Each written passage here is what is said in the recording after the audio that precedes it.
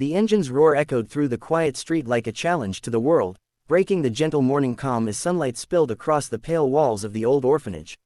People nearby froze, some startled, some judgmental, as a massive black motorcycle rolled to a slow stop at the iron gate. At its side stood a man who looked like trouble itself, broad shoulders, weathered face, heavy boots, and a leather vest marked with years of dust and distance. No one there could imagine that this moment, this ordinary-looking visit, would reopen a wound buried for decades and turn into the most life-changing day of his life. Before the story goes any further, take a moment. If you believe that kindness can change even the hardest lives, if you believe people deserve second chances, please like this video, comment your thoughts, share it with someone who needs hope, and subscribe to the channel, Only Kindness. Your support keeps stories like this alive. His name was Ronan Cross, a longtime member of a motorcycle club feared on highways and misunderstood in quiet towns. For most of his life, Ronan had learned to survive by building walls, around his heart, around his past, around the single mistake that haunted him more than any crime or broken bone. Years ago, when he was barely more than a reckless young man, he had lost the woman he loved and the child she carried. At least, that's what he had been told. The truth had been buried under hospital forms, unanswered calls, and his own decision to run instead of fight.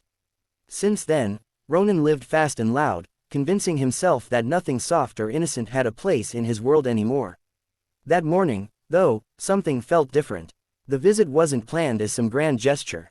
His club had organized a charity ride, donations, toys, supplies, for a rundown orphanage on the edge of the city. Ronan volunteered to deliver them, partly because no one else wanted to deal with the stairs, and partly because he needed a reason to ride in daylight instead of hiding in the night. The sun was high, warm, unforgiving, revealing every scar on his hands and every regret etched into his face.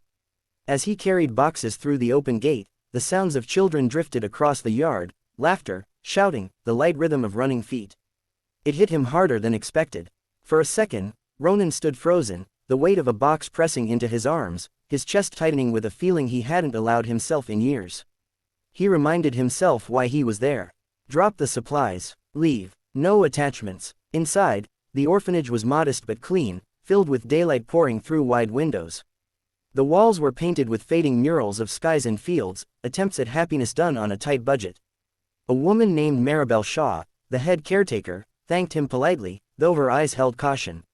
She'd seen men like him before, loud reputations, quiet hearts, unpredictable intentions. Ronan nodded, uncomfortable with gratitude, and turned to leave when something small and unexpected stopped him. Near the doorway stood a little girl, maybe 7 or 8, holding a stuffed rabbit missing one eye. Her hair was dark and unruly, tied back in a careless ponytail, and her face made Ronan's breath catch. It wasn't just that she was staring at him without fear.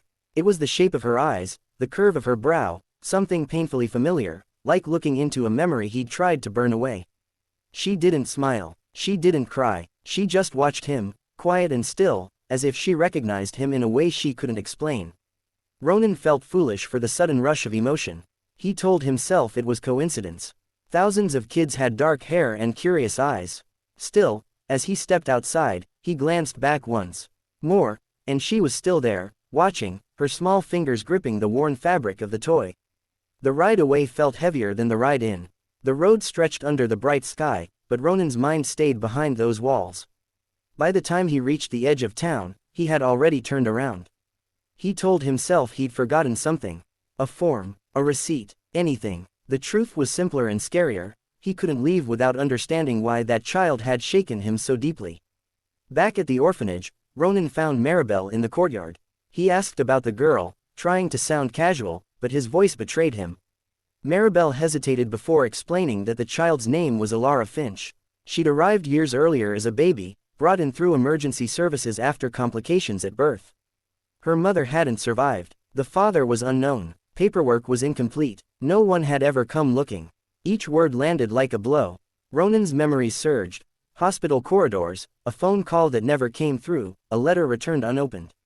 He remembered the woman he loved, Sienna, how she had promised to call, how he'd chosen a ride over waiting one more day. How he'd assumed the worst and buried the rest.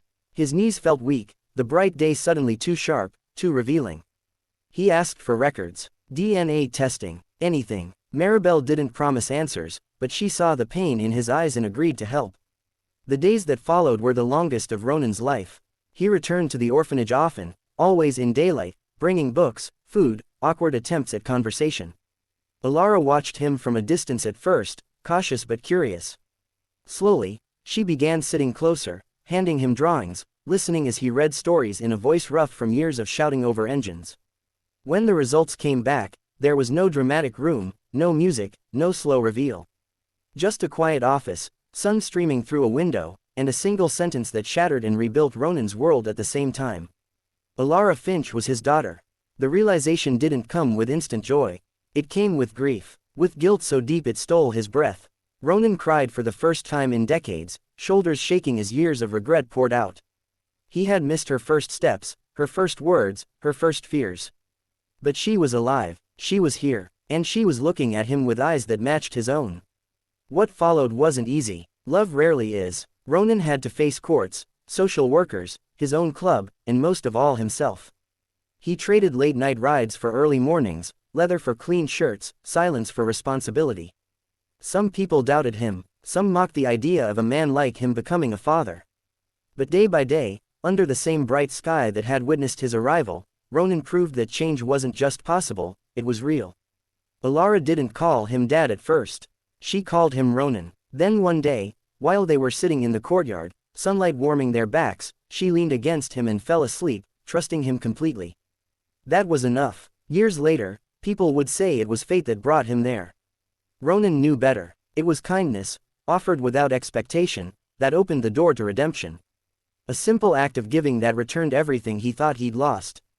If this story touched your heart, if it reminded you that love can find us even after years of darkness, please take a moment now to like the video, share it, and subscribe to Only Kindness. Your engagement helps spread these stories to others who need hope.